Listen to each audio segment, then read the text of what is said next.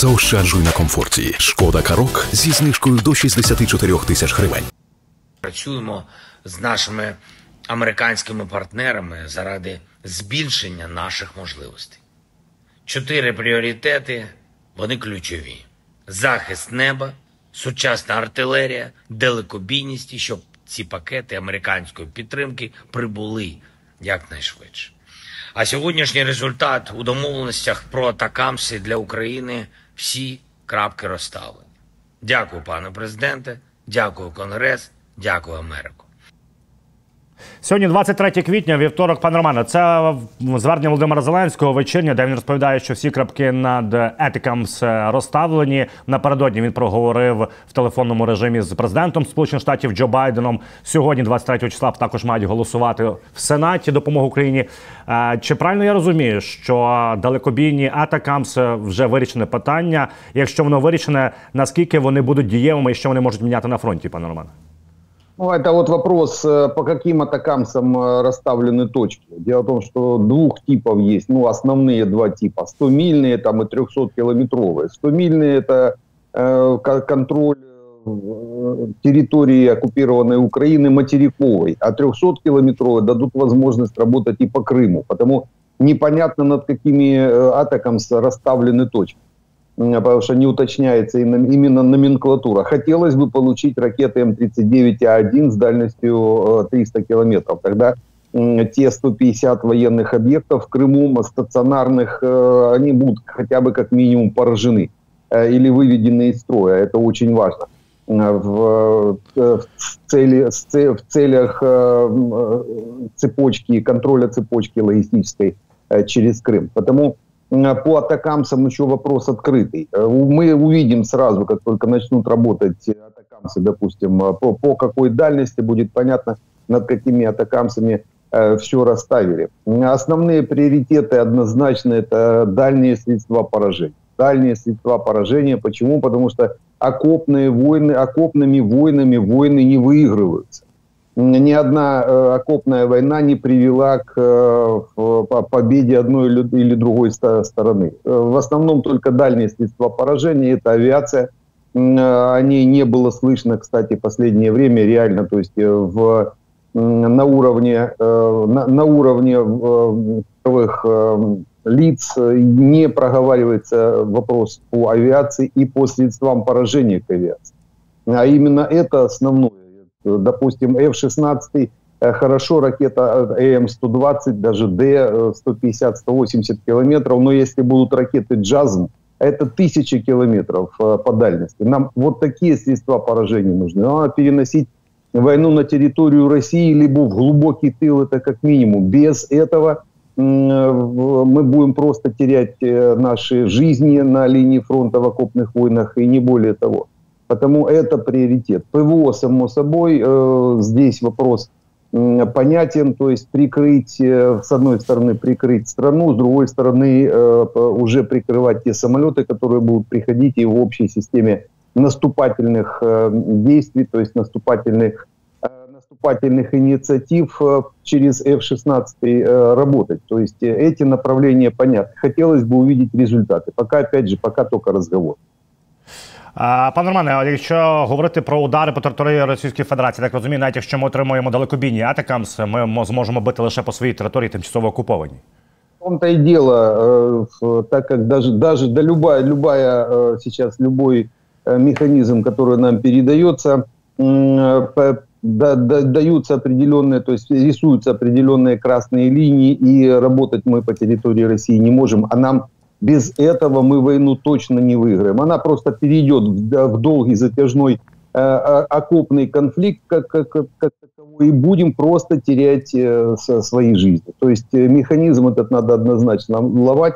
И если нам партнеры там запрещают какие-то моменты, то развивать свою. То есть свои механизмы, у нас они есть, дальние, по крайней мере, два механизма есть, беспилотники, ракеты, которыми надо работать по территории России. Причем надо продолжать. Мы опять остановились. Вот дергаемся там по НПЗ, там какую-то базу сожгли, то, скорее всего, для галочки, не более того. До сих пор по НПЗ не работает. То есть, как этот блок был поставлен американцами, так он и стоит. Еще раз повторюсь, пытались несколько раз поджечь какие-то нефтебазы, которые отношение к НПЗ имеют такое далекое. Но сами НПЗ как работали, так и работают. Потому здесь большой вопрос вообще, что происходит, и что опять начали буксовать по НПЗ. Нагадаю, пане Романе, нашим глядачам, що ми продовжуємо збір частину коштів для РЕБу 24-ї бригади і для FPV-дронів президентської бригади. Давайте, ми вже більше половини з вами зібрали, ви дуже молодці. Давайте закриємо цю частину збору, аби наші оборонці мали чим захищатися в небі і мали чим влучати в ворога. До речі, пане Романе, про НПЗ вже офіційно, ну не офіційно, а підрахували аналітики західні, що через ці от удари, які були 13 НПЗ, які влучили наші безпілотники до так званої заборони Сполучених Штатів Америки, їхній оборот впав до 11-місячного мінімуму. Тобто вони справді були дієвими, ці удари. Так мы поработали всего 2 недели. То есть 2 недели работали 2 спецслужбы, Главное управление разведки, Служба безопасности Украины. 2 недели поработали, а потом прекратили, потому что, скорее всего, вот именно вот это пальчиком погрозили из Вашингтона и остановились. А это самый действенный способ вывести экономику России из состояния такого лайтового состояния. Это сначала, а потом, в конце концов, именно удары по НПЗ, вывод углеводородной отрасли России в нулевые показатели приведет к нашей победе. Вот это те асимметричные удары, которые прикроют наши жизни, прикроют наш фронт в том числе, так как НПЗ производят тот же дизель, и авиация не поднимется, авиационный керосин. То есть вот такие асимметричные удары, они самые болючие для россиян, и именно по этим ударам начинают нам грозить американцы. Пилюлю там нам добавят с помощью, для того, чтобы мы не били по НПЗ с помощью каких-то там подачек, но не более того. То есть у нас опять связаны руки. Нашим спецслужбам связали руки, а военно-воздушные силы, которых нет в Украине, так и не перехватили на себя инициативу уничтожения дальними беспилотниками. Они могут это делать, инициативу уничтожения российской углеводородной. То есть этот вопрос на данный момент, он так поставлен на паузу, полностью остановлен. Вот эта инициатива наших спецслужб. В конце концов, нам опять придется вернуться к окопной войне, где мы однозначно проигрываем. Почему? Потому что у россиян в этом смысле есть намного больше механизмов давления, именно в окопных войнах. Так как там вся эта система российская, советская, бывшая, она и была построена военная как раз на ведение окопных войн с помощью людского ресурса, которого у россиян намного больше. То есть нас вот американцы в том числе загоняют в этот процесс уничтожения. Вот самый оптимальный, лайтовый для россиян. То есть они могут потратить своих там 50 миллионов россиян, у них еще 100 останется, а нас не останется ни одного. То есть вот в такой режим нас загоняют россияне и американцы в том числе. Это надо четко понимать. Не все так просто с нашими партнерами. Или совсем не просто. Пане Романе, якщо говорити про удари в тилу, давно не було, от є підтвердження ударів по казармі в Маріуполі. Чим могли бити, по-перше? Ну, а що кажуть самі окупанти, що це так горить в них очерет. Ну, я не ДСНСник, але мені здається, очерет в таких масштабах, таким кольором не горить. Однозначно был удар, то есть нанесен удар. У нас есть чем добить до Мариуполя. Там с того же Угледара даже достанет и Хаймерс в то направление, то есть с дальностью 80 километров могли отработать. Плюс вот сейчас есть достаточное количество ракет. Мы видели, как они работают, Storm Shadow, которые также выполняют эти задачи. Я думаю, был поражен военный объект. Ну, в течение суток эту информацию подтвердит Главное управление разведки. И мы потом узнаем, почем в конце концов ударили. Но как минимум городская власть Мариуполя, которая сейчас находится на неоккупированной территории, подтвердила поражение как раз военного объекта. До речі, ви згадали про Storm Shadow. От Великобританія, пане Романе, оголосила про найбільший в її історії пакет допомоги, мається на увазі з боку корони Україні. Це є 615 мільйонів євро або ж 500 мільйонів фунтів. Серед іншого, що там є, це додаткові ракети Storm Shadow, от про які ви згадуєте. Великобритания единственная страна по Будапештскому меморандуму, которая выполняет свои обязательства, помогает всем, чем может. Не там, понятно, не экстраординарные такие возможности, но, по крайней мере, чем могут, британцы помогают. Британская корона, она уже сотни лет воюет с россиянами, потому однозначно здесь с этой тропы войны они не сойдут, будут помогать тем странам, которые будут воевать, или помогать Британии. Британия помогает нам. Storm Shadow себя очень хорошо показали, отличная ракета для своего класса, по крайней мере, для своей дальности. В паре с ракетой ADM-160, постановщицей помех, она выполняет боевую задачу. То есть постановщик помех тушит российские ПВО по возможности, ну а ударные ракеты Storm Shadow проходят, выполняют, то есть, довольно-таки эффективно.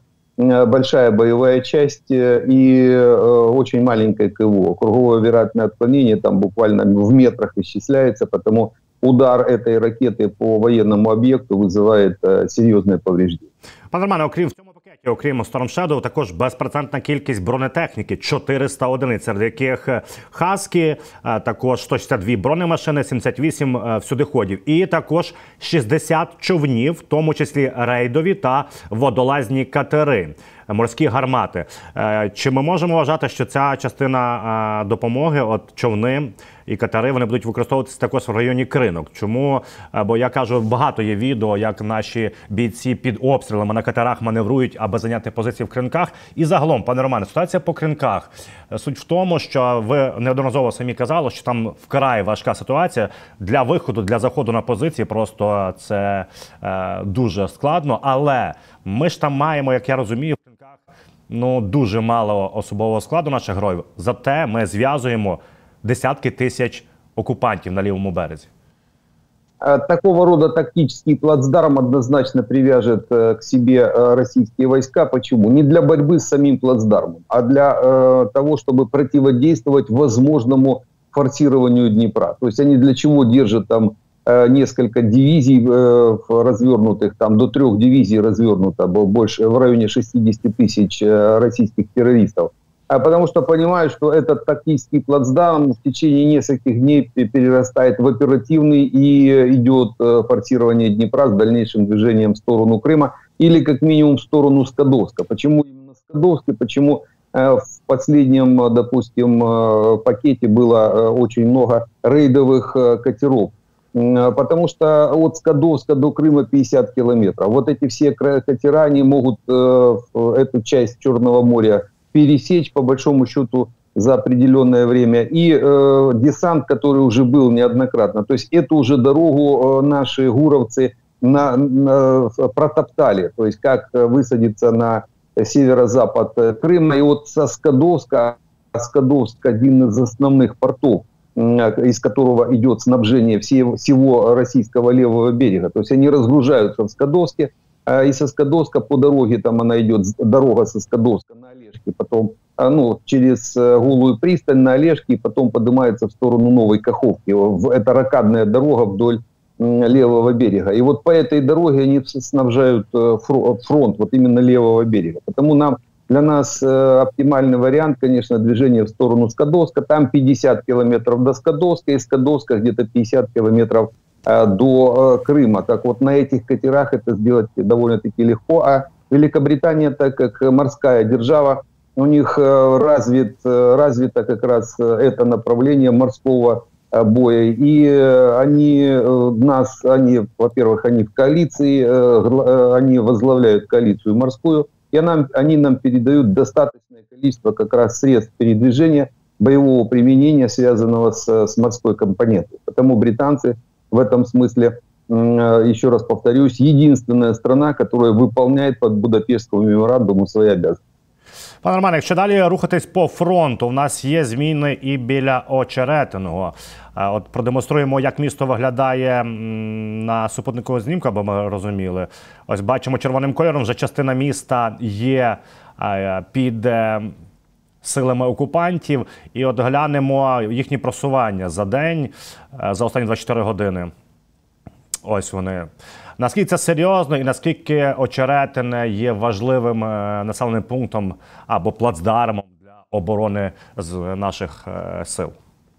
Это движение очень опасно. Вот именно такого уровня. Почему? Потому что, во-первых, идет вдоль железной дороги. Почему они пошли? То есть двинулись в сторону Очеретина, железка идет с Авдеевки на Очеретино, дальше уходит в тыл, и гряда уходит в тыл Карловской и Кураховской группировкам. То есть они пошли в этом смысле, попытаются пойти в обход Карловского и Кураховского плацдармов. Потому на наших гарнизонов, потому очень важно прекратить это движение. Там есть возможность, само по себе Очеретино, это господствующая высота в этом регионе, есть возможность, во-первых, отсекти это вклинение российское, оно как вклинение, даже на карте это выглядит. Эта возможность точно появится после того, как подойдет хотя бы первая партия американской помощи. Накрыть артиллерией есть там такие механизмы, по крайней мере, причем некоторые наши части сейчас в таком режиме управляемого отхода действуют. То есть мы отошли с части Очеретина. В районе Очеретина-Бердычи, вот если посмотреть Авдеевское направление, они сформировали дивизию из 4 бригад. Причем у нее стоит задача как раз вот этого движения. То есть вдоль гряды, превышений, вдоль этой гряды с Очеретина дальше на Карловку попытаться двинуться. Но я думаю, наши командиры оперативного уровня, естественно, эту проблему видят. Противодействие возможно, как только зайдет серьезная помощь. В основном это американская, пока остальная не успевает. До речі, і от повідомляють їхні ЗМІ, що має прийти пакет швидше, ніж очікували навіть деякі самі чини в Сполучених Штатах Америки. Я так розумію, що вони самі розуміють критичність і необхідність передачі саме зараз снарядів, в першу чергу для артилерії. Пентагон прекрасно это, то есть военные понимают проблему, понимают, что такое окно возможностей, россияне это понимают, они это окно возможностей используют. Для того, чтобы это окно закрыть, естественно, Пентагон сейчас готовит партию, если она уже, скорее всего, она уже подготовлена в Европе, то есть та партия, которая буквально за сутки может уже быть у нас на линии боевого соприкосновения, потому как только будет проголосован и подписан, через Сенат пройдет и проголосован в Сенате, подписан президентом указ, буквально на следующую секунду эта партия начнет уже движение. И мы получим достаточное количество боеприпасов, чтобы, по крайней мере, отрезать вот эти все вклинения, которые сейчас очень сильно опасны. Вот движение на Очеретино, еще раз повторюсь, опаснее, наверное, чем в свое время потеря Авдіївки. Пане Романе, і ще один важкий і критичний напрямок – це є Часів Яр. Що каже речник оперативно-стратегічного угрупування військ Хортиця Назар Волошин, що Часів Яр під контролем оборонців, але ситуація непроста, тому що навколо Часового Яру ворог зосередив 25 тисяч особового складу. Да, там тоже где-то около 2-3 дивизий, но они там не в дивизионном уровне разбросаны, работают в основном бригадами, то есть больше где-то с десяток бригад. И Часов Яр у них в приоритете, потому что мы уже говорили неоднократно, к 7 мая, к инаугурации Путина подобного существа, им надо какой-то положительный эффект. От Очеретина они его не получат, а вот от Часов Яра могут получить, тем более, что, допустим, оставление нашими войсками Часов Яра даст возможность россиянам тут же двинуться в сторону Славянска, то есть по дороге от Бахмута на Славянск, по этой дороге они смогут двигаться, пока она контролируется с помощью артиллерии Часовьярской, но если отойдем с Часов Яра, то эта возможность у россиян будет, это по поводу Славянска, и тут же они могут, если выдавят наши войска с Часов Яра, они тут же пойдут вдоль дороги Бахмут-Константиновка, то есть на Константиновку, это тоже опасное направление. Константиновка чуть в низине лежит, то есть получается они сверху вниз будут двигаться. И это проблема. То есть можно сказать, если будем отходить от Часов Яра, то произойдет такое обрушение фронта до второй линии обороны. Вторая линия — это как раз Константиновка, Дружковка, Краматорск, Славянск. Но еще раз повторюсь, мы уже говорили с вами об этом. Если армейская артиллерия подойдет к этой агломерации, 4 городам, то сотни тысяч мирных жителей попадут под удары армейской арты. Это очень опасно, придется эвакуировать это очень большое количество мирного населення. Пане Романе, хочеться згадати, звичайно ж, те, що ворог продовжує обстрілювати і бити по Харкову. Б'є чим може і куди може. От є відео, як вони вчора, вже можна це відео показувати, влучили в телевежу. Наскільки це серйозно? І вона падає, бачимо. Ну, телевышка – это один из механизмов коммуникации, естественно, на нашей территории и с сопредельной территории. Часть белгородчан, они также смотрели на наши передачи. Там все-таки в Белгороде, в Белгородской области живет очень много этнических украинцев. И эта часть населения, она все-таки благоволила Украине. Для того, чтобы отключить этот механизм коммуникации, россияне ударили именно по телевышке. Потеряли связь цифровую, по крайней мере, Харьков потерял. Ну, другие механизмы сейчас, конечно, переключатся на другие механизмы передачи информации, но тем не менее. Это один из механизмов, кстати, вот удар по системам коммуникации, по системам оповещения. А именно эта вышка также участвовала в общей системе оповещения. То есть это такой геноцидный удар террористической группировки, коей является Министерство обороны Российской Федерации. Пане Романе, і про системи протиповітряної оборони активно зараз проговориться з нашими союзниками. Що наразі відомо? Міністр закордонних справ України Дмитро Кулеба каже, що безпосередньо зараз ведеться розмова про 4 комплекси «Петріот». Я пригадую, що ми з вами проговорювали, Шольц обіцяв, що 6 проговорюється. І загалом, от начебто в Брюсселі, коли збиралися всі чиновники, дуже сильно тиснули на Грецію та Іспанію, щоб вони саме передали свої системи. Менше тиснули на Румунію та Польщу. І вже в додаток цього Le Monde передає, що Британія і Польща відмовилися передавати Україні ППО. Ну, поляки, понятно. Дело в том, что у поляков общий кордон с Беларусью. А Беларусь — это через Лукашенко, через оккупационный режим, типа союзное государство. Потому с поляками однозначно все ясно. То есть у них свои системы должны быть, прикрывать. То есть практически находятся на предполагаемой линии фронта. С румынами та же самая картина. Почему? Потому что Румыния также, во-первых, Черное море, через него с Россией контакт. И у нас с румынами общая граница. И Молдова-то в том числе. Потому как раз вот румынские и польские системы ПВО, они на своих местах и так уже находятся. Там могут быть некоторые просто перестановки, вплоть до того, что могут перекрывать эти системы ПВО, перекрывать часть, если будет договоренность, перекрывать часть нашей территории. Румыны могут перекрывать Одессу, Одесскую, юго-запад Одесской области. Ну а поляки, мы уже говорили, запад Украины на глубину 100 километров. То есть своими зенитно-ракетными комплексами. Это было бы неплохо. Для нас мы могли бы увеличить плотность ПВО в других местах, отведя оттуда зенитно-ракетные комплексы, которые сейчас расположены. А вот, допустим, Греция, Испания, там еще есть пара стран, у которых есть эти системы противовоздушной обороны. Они сейчас, скорее всего, запросят, вот греки это уже сделали, они запрашивают 100% гарантию воздушного пространства своего у американцев. То есть, если американцы им дадут эту гарантию, то они, в принципе, отдадут системы ПВО нам, и мы, 4, вернее, 6, там 7, но 4 точно можем получить, а 4 системы ПВО прикроют как минимум города-миллионники, начиная с Харькова. Харьков однозначно надо прикрывать.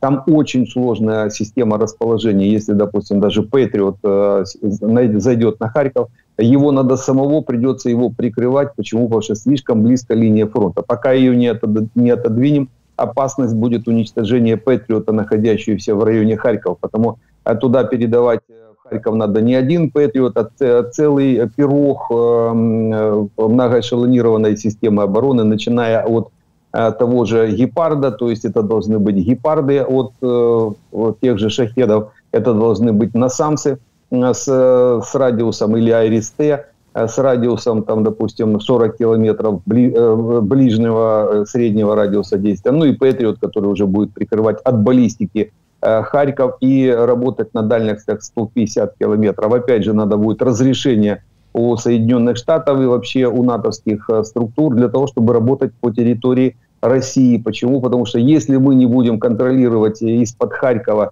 дальность 100 километров до того же Белгорода, то будут прорываться ракеты однозначно. То есть радиус, которым будет прикрываться Харьков, должен перекрывать и Россию. Российские ракеты надо сбивать над российской территорией. И это наши партнеры должны понять четко. Без этого мы просто потеряем Патриот.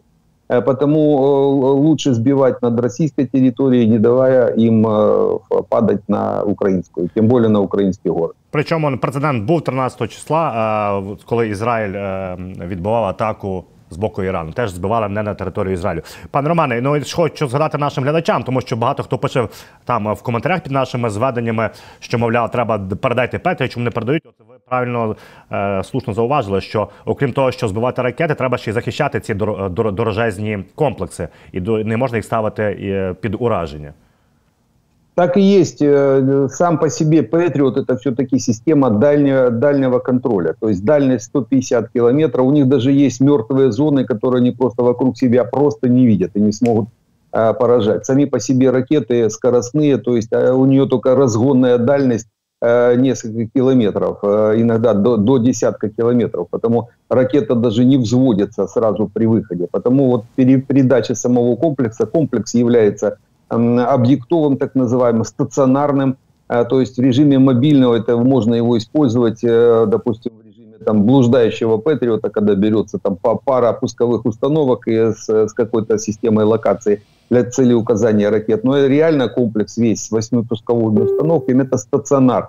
Он стоит практически на одном месте, там, может быть, передвигаются для ухода от ударов, и его надо прикрывать, потому это целый комплекс. Оптимально я уже вот назвал, как минимум, это «Гепард» должен прикрывать, и не один «Гепард», самое интересное, от «Шахедов». Это должны быть «Насамсы» 40-километровые или «Айрис-Т» СЛМ 40-километровые, которые ближнюю зону, то есть нужны комплексы малой и средней дальности для того, чтобы прикрыть комплекс большой дальности.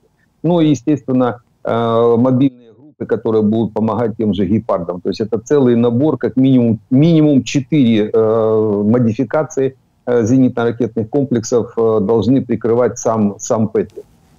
Пане Романе, і, до речі, от летить Столтенберг на зустріч з Сунаком і Туском в Польщу, і також відомо, що президент Польщі Анджей Дуда сказав наступне. Росія дедалі активніше мілітаризує Калінінградську область. Нещодавно вона передала свою ядерну зброю до Білорусі. Якби було рішення наших союзників щодо розміщення ядерної зброї в рамках Nuclear Sharing на нашій території для зміцнення безпеки східного флангу НАТО, то ми готові до цього. Тобто Дуда закликав надати ядерну зброю його країні. Мы уже говорили, можно еще раз повториться, это то, что нам надо от НАТО. Единственное, что нам надо от НАТО, это участие в программе ядерного обмена, так называемой.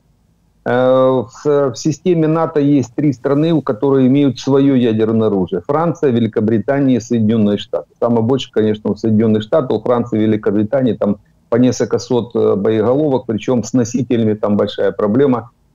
Есть либо шахтные, то есть ракетные, либо авиационные носители у одной и у другой страны. У Штатов есть весь спектр носителей, причем очень хорошие авиабомбы. Вот они последнюю модификацию бомб Б-61-12 создали, то есть это уже система управляемой авиабомбы, планирующей авиабомбы, которая спасает экипаж практически от удара ядерного удара, то есть взрыва, поражающих факторов ядерного взрыва. То есть экипаж сбрасывает авиабомбу, разворачивается, она планирует, выполняет заход на цель и поражает цель. Ну вот примерно так это работает. Так вот, в этой программе ядерного обмена сейчас на данный момент в странах НАТО расположено еще в 5 странах расположено ядерное оружие Соединенных Штатов. Это в Турции, в Бельгии, в Нидерландах, в Германии и в Италии. Вот шестым пытается стать Польша, то есть также расположить на своей территории это ядерное оружие Соединенных Штатов. Вот нам надо стать седьмой страной, войдя в НАТО, расположить, восстановить ядерный статус. Пусть через ядерное оружие Соединенных Штатов у нас есть, ну, теоретически такая, мягко скажем, претензия к США. Они нас лишили ядерного статуса. То есть для того, чтобы его восстановить, расположить, допустим, эти авиабомбы уже у себя и иметь, тут обязательно надо иметь носители к этим ядерным авиабомбам. То есть надо часть самолетов, хотя бы одну эскадрилью, а реально лучше бригаду, которая бы могла использовать эти авиабомбы. Вот нам надо также идти по этой стезе. То есть почему и надо этот ядерный зонтик, именно натовский, почему и надо вступать в НАТО, то есть за Польшей стать носителем ядерного оружия. Пане Романе, і по снарядах, от Борель, представник дипмісії Європейського Союзу, каже, що ініціатива Петера Павла, чеського президента, щодо понад 1 мільйона снарядів для України, вони вже надійдуть наприкінці травня. А чи може бути таке, що вже є снаряди? Тому що наприкінці травня це ж довго чекати ще. Ну, это основная партия, имеется в виду. Вот они 180 тысяч снарядов проплатили. Последнее время информация была в свободном доступе. Была проплачена партия в 180 тысяч, и это она идет. Она, естественно, будет идти где-то действительно к концу мая, в начале, то есть, ну, в начале лета точно она у нас будет. А то, что Чехия сразу проплатила, они также, это было в информационном поле, в доступе. В общем, как только возник вопрос по снарядам, и Петр Павел подтвердил, что он там 800 тысяч, по крайней мере, организовал под закупку, тогда была информация о том, что чехи проплатили за счет своих денег определенную партию. Скорее всего, она у нас уже есть, и мы ею работаем, потому что как раз в это время, буквально через неделю, увеличились нормы использования боеприпасов на линии фронта. Вот это, скорее всего, была именно чешская проплаченная чехами партія. Ну і, до речі, про громадян Словаччини. Ми вже з вами згадували, що вони самі самотужки зібрали 2 мільйони, тепер ця позначка є в 3 мільйони. Кошти пожертвували майже 50 тисяч осіб, громадян Словаччини. Це на фоні того, що уряд Роберта Фіцо не хоче долучатися до ініціативи закупівлі снарядів в Україні. І, пане Романе, хотів би на завершення запитатися, сьогодні мають голосувати в Сенаті остаточну допомогу Україні. Чи є всі, як ви вважаєте, передумови, що таки проголосують пакет військовий для України? Ну, если не проголосуют, то это, значит, будет показатель конкретного участия Белого дома в сдаче украинских территорий. И это они прекрасно понимают. То есть, естественно, раз проголосовали в Палате представителей, в основном, в том числе и республиканцы, а так как Сенат контролируется, ну, большая часть Сената все-таки голосов у демократов, у байденовцев, если так можно говорить, то если не проголосуют, то это конкретно Белый дом дал команду, называется. Слишком много сейчас уже в информационном потоке заверений в том, что Сенат пройдет и демократы проголосуют, потому в этом смысле вряд ли. Есть 1% на черный лебедь, так сказать, но я думаю, Сенат все-таки проголосует именно за этот пакет, быстро будет подписан Белым домом. Это уже вся цепочка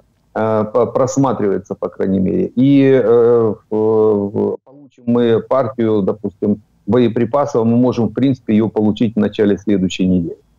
Пане Романе, дякую за це звернення. Нашим глядачам нагадаю, сьогодні вівторок, 23 квітня. Обов'язково підписуйтесь, коментуйте, ставте лайки і обов'язково діліться нашим щоденним воєнним зведенням. Мене звати Ігор Гаврищак. Побачимось в ефірі 24 каналу.